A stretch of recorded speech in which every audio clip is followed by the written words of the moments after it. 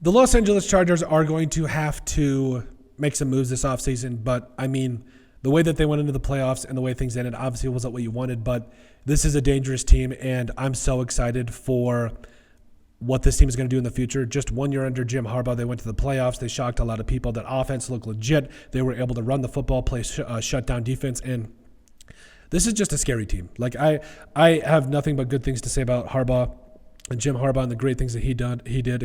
And this offense, as good as it was, it's missing a piece. I think we can all come to the logical conclusion that Ladd McConkey's a stud and Quentin Johnson has shown flashes, but this is the reality of the situation. We need that number one stud outside of Ladd McConkey. We just do.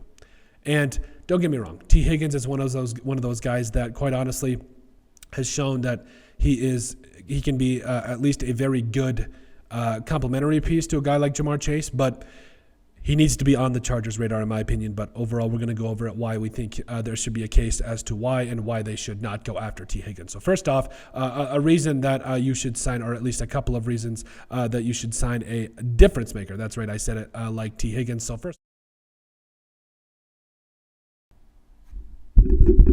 he's the fact that you need a running mate for Ladd McConkey. And like we touched on, this is one of those things where you need another guy to take that attention off of him because, yes, Ladd McConkey can do a lot of special things.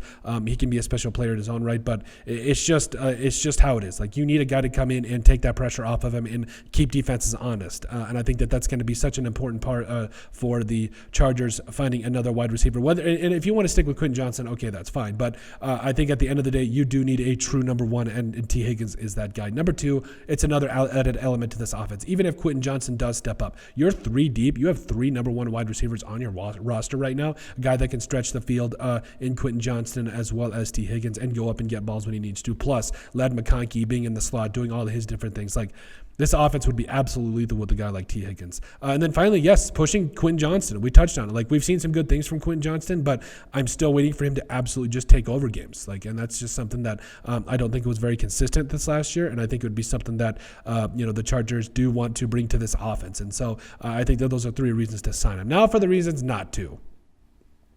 So, yes, there is a belief in Quentin Johnston. I have been very, very vocal in, just kind of why he can still be a very special player.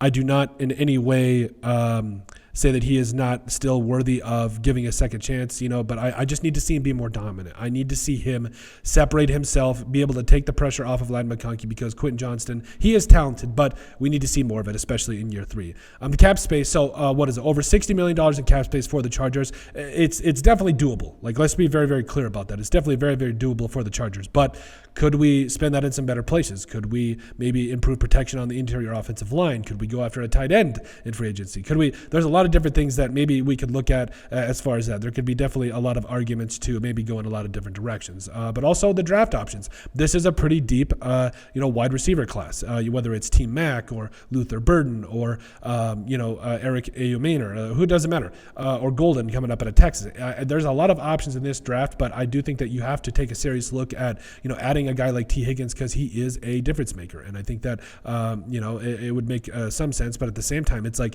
you could go and get a draft pick much cheaper and develop him here and hopefully re-sign him to a second contract. And so as it stands with T. Higgins right now, there's no doubt he's going to have his pick of the market, which makes sense and everything. But should the Chargers be in that market?